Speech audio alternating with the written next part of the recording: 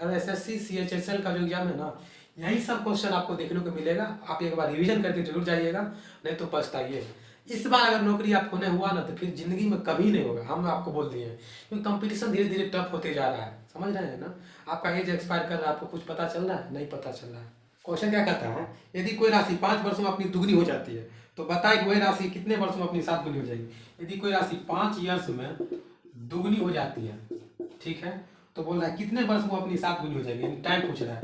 उस समय गुनी पूछ रहा था, अभी टाइम पूछ रहा है। तो इसके लिए फार्मूला लगेगा n1 - 1 n2 - 1 बराबर t1 बटा t2, ठीक है।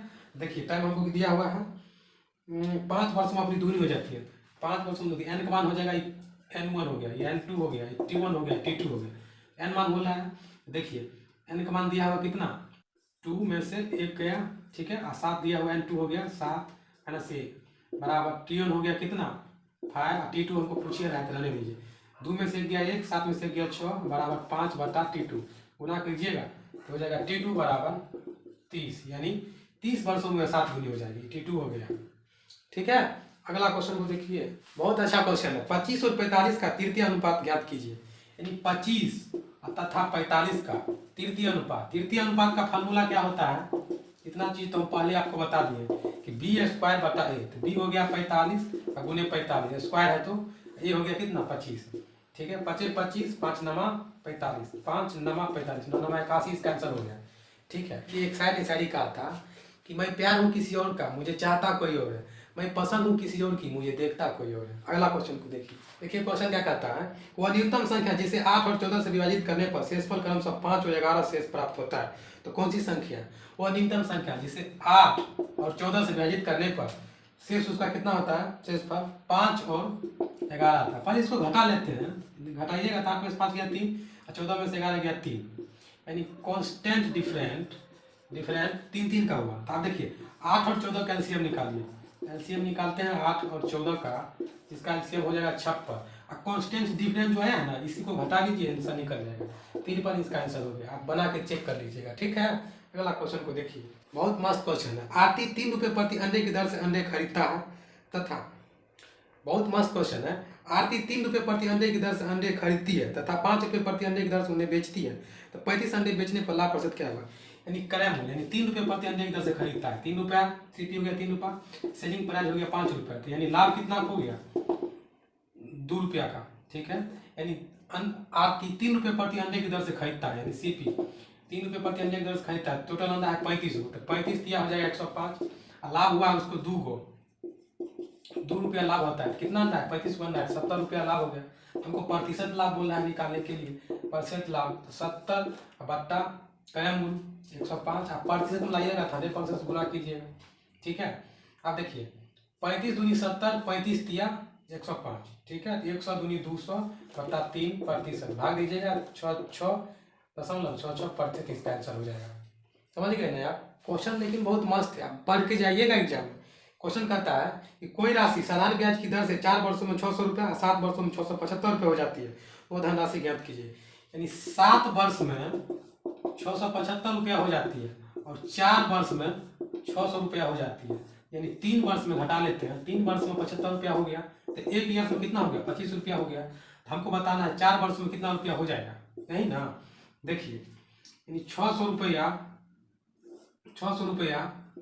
4 वर्ष में, तो 1 वर्ष में 25 रुपया, 4 वर्ष में 4 गुने 25 हो जाएगा, तो 600 माइनस छूट गया 25 चौक 100, घटा लीजिएगा 500 रुपया, इसका आंसर हो जाएगा। समझ रहे हैं ना आप। अगला क्वेश्चन को देखिए, क्वेश्चन बहुत मस्त है। एक किताब के विक्रय मूल्य तथा क्रय मूल्य 3:4 के अनुपात में है, तो लाभ या हानि प्रतिशत बताइए। एक किताब का विक्रय मूल्य हो जाएगा एसपी, क्रय मूल्य हो गया सीपी, इसका अनुपात दिया 3:4, हानि कितना हो गया 1 का हानि हो गया। अब हमको क्या पूछ रहा है, तो लाभ या हानि प्रतिशत बताइए। हानि प्रतिशत बताइए, प्रतिशत हानि बराबर हुआ है 1 का कितना पर, क्रय मूल्य पर, ठीक है। 4 हो गया गुने 100%, काट दीजिए 25%, इसका आंसर हो गया। समझ रहे हैं ना। अगला क्वेश्चन को देखिए, बहुत मस्त क्वेश्चन है। यदि 80 वस्तुओं का क्रय मूल्य 50 वस्तुओं के विक्रय मूल्य के बराबर है, तो लाभ प्रतिशत बताइए। यानी सीपी हो गया 80 वस्तु, ठीक है, और सेलिंग प्राइस हो गया 50 वस्तु। देखिए सीपी है ना, क्रय मूल्य देखिए 80 वस्तु खरीदा और 50 वस्तु बेचा, तो उसको लाभ कितना वस्तु हो गया, 30 वस्तु उसको लाभ हो गया। अब हमको बोल रहा है लाभ प्रतिशत बताइए, तो प्रतिशत लाभ बराबर निकालिएगा तो 30 वस्तु का लाभ होगा कितना प्रतिशत, यही सेलिंग प्राइस पर। क्यों? क्योंकि ये भाव का केस है, इसलिए सेलिंग प्राइस पर निकालेंगे। तो 30 हो गया 50, ठीक है। अब प्रतिशत में लाइएगा तो 100% से गुना कीजिएगा, ठीक है। 1 जीरो से 0 गया, 5 से काटिएगा, 20 बार में कर देगा, 20 या 60% का लाभ होगा, ठीक है। देखिए जिस चांद को हजारों चाहने वाला होगा ना, उसको किसी एक की कमी कभी महसूस नहीं होती, बस आप इतना समझिए। देखिए क्वेश्चन क्या कहता है कि किसी धनराशि पर 12% वार्षिक की दर से 2 वर्षों में प्राप्त होने वाला ब्याज, 12% 2 वर्ष में होने वाला साधारण ब्याज, तो 12 24% हो गया, ठीक है। उसके बाद क्या बोला, उसी धनराशि पर 10% वार्षिक ब्याज की दर से 3 वर्षों में प्राप्त होने वाला साधारण ब्याज, तो 10% 3 वर्षों के लिए 10 या 30% ब्याज से 60 रुपया कम। देखिए ब्याज जब भी कम है तो यहाँ देखिए पहले 24% था, अब 30% हो गया, तो कम हो गया कितना का, 6% का, 6%। जबकि कम कितना बताया क्वेश्चन में, 60 रुपया कम। अब बोला तो वह धनराशि कितने रुपये होगी, वो धनराशि कितने रुपये होगी, 100% बराबर निकालिएगा, निकालिएगा। देखिए 6 दही 60, तो 100 दही 1000 नहीं हो जाएगा, नहीं समझे। देखिए 6% बराबर हो गया 60 रुपया, तो 100% बराबर 60/6 गुने 100 से गुना कीजिएगा, 6 दही 60, 1000 हो गया, ठीक है। अगला क्वेश्चन को देखिए, क्वेश्चन क्या कहता है, आर्थिक पास 4 पौधे जिन पर ताजे फूल क्रमशः दूसरे, तीसरे, चौथे और छठे दिन आते हैं। देखिए दूसरे, तीसरे, चौथे, छठे दिन आते हैं। तो उसके बाद क्या कहता है, यदि मंगलवार को सभी 4 पौधे पर ताजे फूल आए, तो सभी 4 पौधे पर अगली बार जल्द से जल्द ताजे फूल कब आएंगे।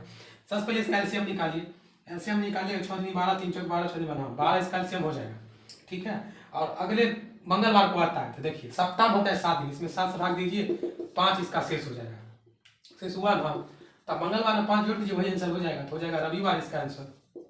मंगलवार से सोमवार, सोमवार से रविवार, रविवार इसका आंसर हो गया, ठीक है। रविवार को सब फूल एक साथ खिलेगा। अगला क्वेश्चन को देखिए, क्वेश्चन क्या कहता है, एक वस्तु का अंकित मूल्य 760 रुपये है, ऑफ सीजन में इसे 722 रुपये में बेचा जाता है, तो वस्तु पर छूट प्रतिशत ज्ञात कीजिए। एक वस्तु का एमआरपी 760 रुपया है, उसके बाद क्या कहता है, ऑफ सीजन में इसे 722 रुपये में बेचा गया, यानी ऑफ सीजन में जब नहीं कुछ चलता है तो 722 रुपये में बेचा गया, ठीक है। यानी छूट कितना हो गया, छूट कितना हो गया, घटा लीजिए तो हो जाएगा 38 का, ठीक है। अब हमको क्या बोला है, तो वस्तु का छूट प्रतिशत ज्ञात कीजिए, तो प्रतिशत छूट निकालिएगा, छूट हुआ 38 का, कितना पर, यही एमआरपी पर 760 रुपये पर, 760 और गुने 100% गुना कीजिएगा, प्रतिशत पूछ रहा है, 38 दूनी 76, 2 बार में यानी 20 बार में, अब 20 5 100 यानी 5% का छूट हो गया। अगला क्वेश्चन को देखिए, क्वेश्चन क्या कहता है, नीरज को 720 अंक अर्जित करने की उम्मीद थी, लेकिन उसे 675 ही अंक मिले।